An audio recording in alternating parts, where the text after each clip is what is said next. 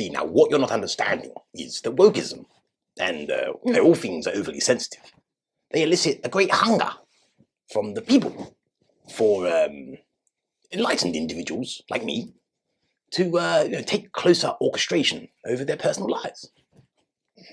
I understand quite well, Boris. That is, in fact, exactly what I find most odious about your exploitation of what is, for the most part, a good-hearted desire to protect the vulnerable, albeit one that has since become palpably ludicrous, and that you actually claim is for our benefit. But it is.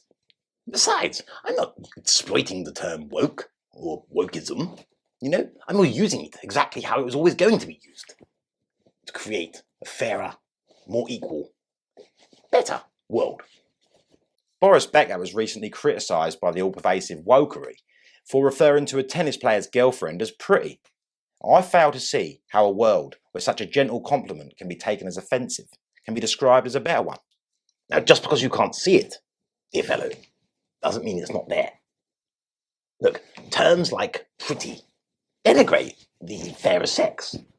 I'm pretty sure, therefore, the term fairer sex denigrates them too. Implies that they are weaker, daintier, gentler, softer. Really?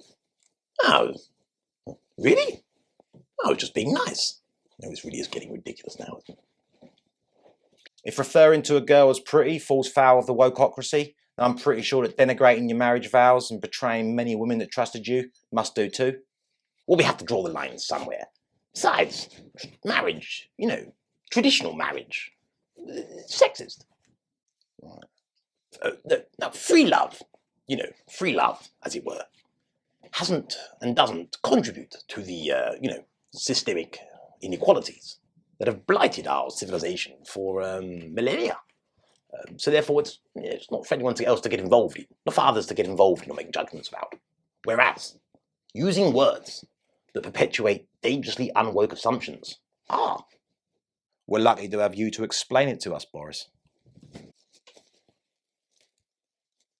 Harry, Meghan, Markle, Windsor. Thanks for meeting me. Let's get you an amaretto, shall we? Oh, actually, no thanks. No, I've had a chat with Pa and he's convinced me to lay off it for a while. All right. Oh, I'll have some warm Ribena in a latte mug, please. No, hardcore. But what's all this about Prince Charles talking about of amaretto? You love the stuff. Can't get enough of what you love. That's what I say. Oh, it reminds me. Bombay Sapphire and Bitter Lemon, please, barkeep. Oh yeah, no, he's been giving me a lot of advice recently. Also said that I should lay off the airy-fairy stuff. He says that, it's damaging my credibility and my family relationships. Airy-fairy? All that talk of, feelings and equality and the self-hugging stuff, that kind of thing. Well, that sounds a little bit defeatist to me. It does? Yes. Oh, look, you were doing such sterling work. You and that lovely wife of yours, fixing mental health around the world. I would just hate to see you give up on the excellent progress you made. Oh, right, yeah. Well, I said all this to Pa, but he said... What does Meghan say about all this? I'm sure she doesn't want you to give up on your brilliant work. I mean, yes, there might be a little bit of resistance at the moment to full-blown wokosity, but, it's sneaking in, and quite effectively, actually. Now is not the time, to use an American phrase, to take your foot off the gas. Oh, she wants to make sure that we don't lose our royal titles and privileges, so she's quite open to what Pa says, as long as she can get guarantees. Oh, I thought she was committed to all this woke stuff. Oh, she is. She is. Unless a better offer comes along, She's amazing, my Meghan. She can just drop things, and people, like that. Oh, it's a rare skill, Only a few of us have it. Though we do tend to make it to positions of power. I mean, the amount of cast iron guarantees, promises, pledges, priorities, wives that I've dropped. I've lost count. Oh, right, so you think I should ignore Pa? Well, far be it for me to interject myself and spoil the potential, reconnection of father and son. But yes, my word, we need more people like you, spouting wokeisms wherever you go. There's more at stake than a father and son relationship in this world, Oh, yeah, good point. I never really properly saw how necessary and important we are. Stick with me. I won't let you down. But what if Meghan doesn't agree? Oh, she'll never be content with that paltry nonsense royal position they'll offer her.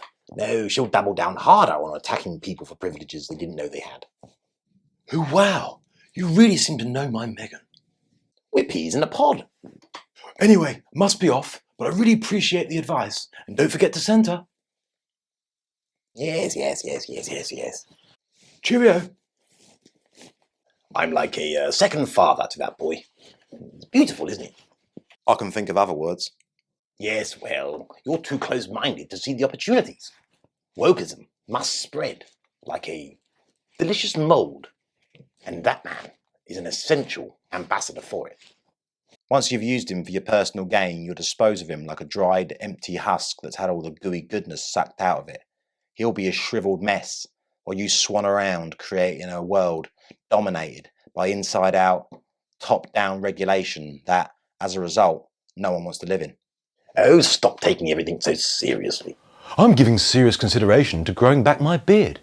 Well, if you enjoyed the video, please like, subscribe, share and hit the notification button. And don't forget to check out the description below for Patreon accounts and the website we've just created. Get on there and sign up.